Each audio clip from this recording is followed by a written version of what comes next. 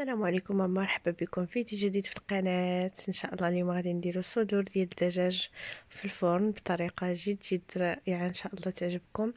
غادي نحتاجو صدر ديال الدجاج. الا ما عندكمش تقدروا ديروا حتى الفخاد، المهم اللي متوفر عندكم. غنحتاجو البصل، حتى هو كيبقى اختياري. هنا عندنا طماطم، وهنا عندي جبنة الراعي او هيرتنكيزه، هنا تيقولوا لها في المانيا هيرتنكيزه، وعندي لي شامبينيون. بطبيعة الحال الخضر كتستعملوا اللي يعجبكم. البطاطس غسلتها مزيان وخليتها بالقشر ديالها ولا القشرة ديالها، وقطعتها دي طرونش رقاق. سكينجبير او الزنجبيل، الفلفل الاسود اللي بزاغ، الملحة، زيت العود او زيت الزيتون. هنا عندي البيستو اللي مخلط مع البارميزان. هذه تي كتبقى اضافيه اللي هي صلصه البلزاميكو.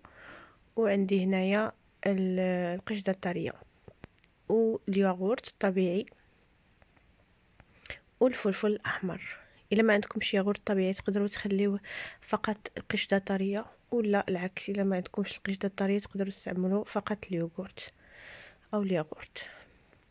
هنا غادي نجيبو الصينيه اللي غادي ندخلوها للفران، وغادي ندهنوها بشي شويه ديال زيت العود او زيت الزيتون كما كتشوفوا، باش ما يتسقلناش كلشي في الطاوه. وغادي نفرشوا اول حاجه هي البطاطس، كما قلت لكم تكون مغسوله مزيان، والا بغيتو تزولوا القشره غتزولوها، ما بغيتوش تخليوها بالقشره.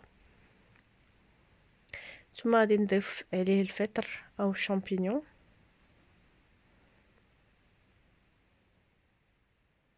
كما كتشوفوا. ما عندكمش، الا ما عندكمش شي حاجه تقدروا تستعملوا بلاصتها شي حاجه اخرى، يعني بحال دابا مثلا ما عندكمش الفطر تقدروا ديروا مثلا القرعه الخضراء او اي خضره عندكم. هادو كيبقاو فقط اختياريين. دابا غادي نشد دوك الصدور ديال الدجاج وغادي نفلحهم بالموس كما كتشوفوا.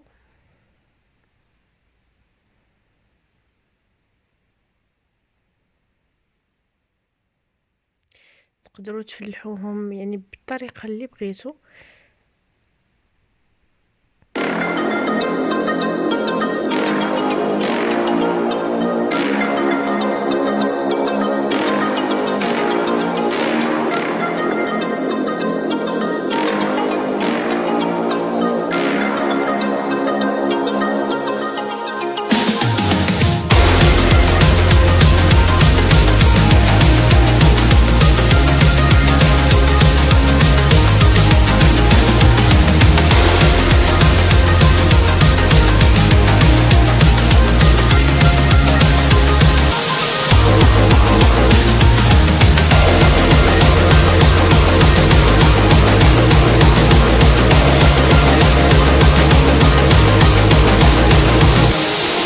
سالينا وفلحناهم او قطعناهم، غادي نمشيو لاصوص او لا شرميله، الشرموله، كل واحد شنو تيقول لها.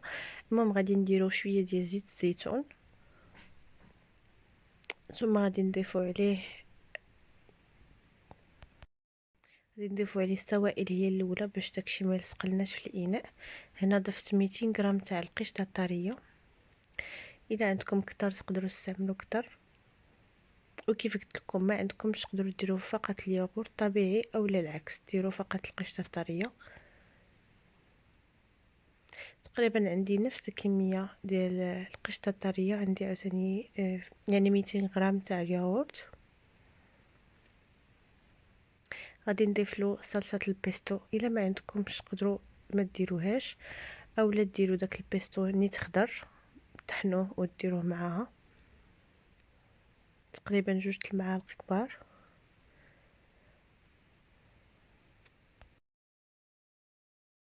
ثم غادي نديرو التوابل حتى هي كتبقى يعني اختياريه. غادي نديرو البزاغ،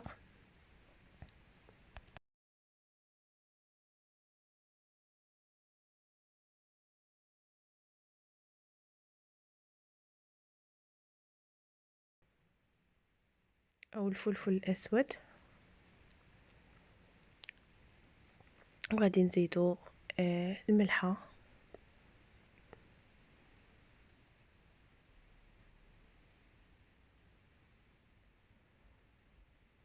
وغادي نزيدو الفلفل الاحمر اولا التحميره،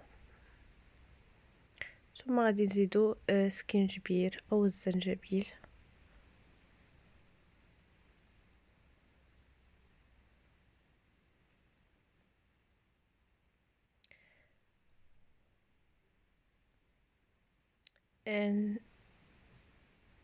الا عندكم حتى الثومه بودره تقدروا تستعملوها. هنا عندي حتى شويه نتاع ديك لاصوص نتاع البالزاميكو، كتجي زوينه مع الدجاج. يعني هاد الخلطه تقريبا ايطاليه لان فيها البيستو وفيها داك البالزاميكو. وكما قلت لكم ما عندكمش راه تقدروا ديروا فقط الياغورت مع القشطه الطريه وهذيك التبزيره. وما تنساوش الحامض، انا راه كنت درته من الفوق كاع ملي ساليت.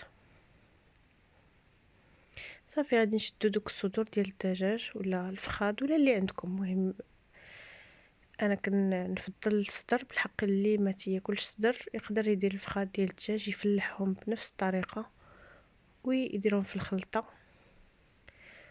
الا بغيتو النتيجه تكون مزيانه خليو ديك الخلطه اولا خليو دوك الصدور ديال الدجاج يبقاو في الخلطه واحد المده ديال يعني بحال دابا مثلا اليوم، او المهم ديروهم بالليل ولا غد لي في الصباح، او لا المهم قد ما بقاو قد ما هذيك لاصوص ولا قد ما هذوك الصدور ديال الدجاج كيديروا كيشدوا في لاصوص مزيان. المهم هنا عندي شويه ديال الملحه فوق من الخضر باش ما تجيناش يعني مسوسه. ثم غادي نديروا عليهم داك الصدور ديال الدجاج فوق من هذوك الخضر اللي درنا. هنا كيف شفتوا حطيتهم كاملين، شي وحدين راه حطيتهم مقلوبين لان ما كانش كيبان لي مزيان مع ديك لاصوص. وهنا كيبقى اختياري راه يعني الا ما بغيتوش تقدروا تخليوه غير هكا، غير انا كتعجبني ديك البصله الحمراء ومطيشه. الا ما كما قلت لكم الا ما بغيتوش راه تقدروا ما ديروهمش. هنا كيف شفتوا درت البصل الاحمر وزدت عليه الطماطم والثوم. كان عندي مشكل في التليفون، مره كيسجل مره ما كيسجلش. المهم قبلوا عليا، اهم حاجه انكم توصلكم الفكره، لان حنا العائله ديما عندنا هذا المشكل ديال شنو غنطيب اليوم شنو. فقلت نبقى نتقاسم معكم الافكار بحال هكا. انتم كتشوفوا الاخر راه كنت قالبه، وكيف قلت لكم تتعمرون بالبصل والطماطم وهذاك الجبنه الراعي.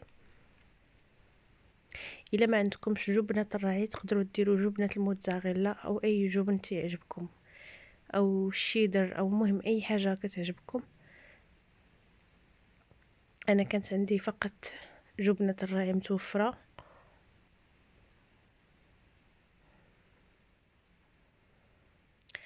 فوالا دابا غادي نضيف داك الجبن حتى هو نعمر به صدر ديال الدجاج من الداخل.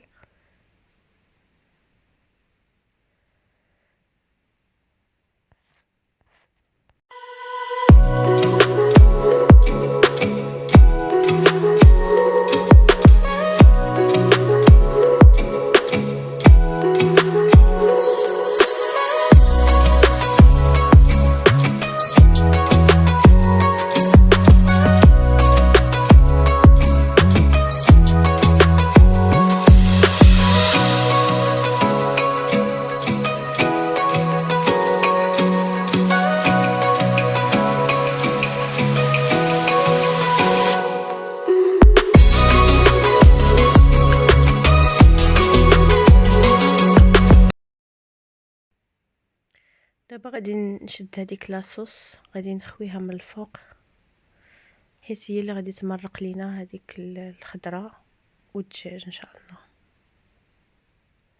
دابا غادي نديروه في الفرن، غادي نغطيوه بالالومنيوم ولا لا عندكم شي غطايه تكون احسن.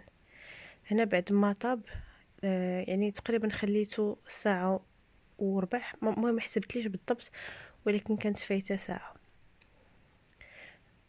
كيفاش كتشوفوا يعني مازال ما طابش مزيان. دابا غادي نديرو فوق منه الفرماج وغنعاودو ندخلوه يطيب.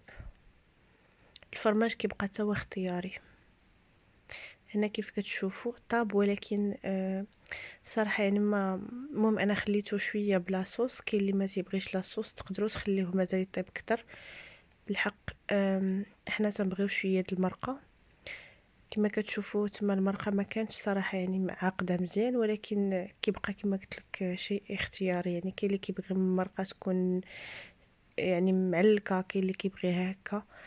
المهم اصلا ما نكذبش عليكم كان فيهم الجوع فما كناش قادرين نتسناو اكثر. المهم وصلتكم الفكره، نتمنى ان شاء الله تجربوها وتعجبكم، وما تنساوش تخليوا لي لايك، وإلا عجبكم الفيديو بارطاجيوه، وخليوا لي كومنتير ومتابعة فضلا وليس امرا. والى فيديو جديد ان شاء الله. شكرا بزاف.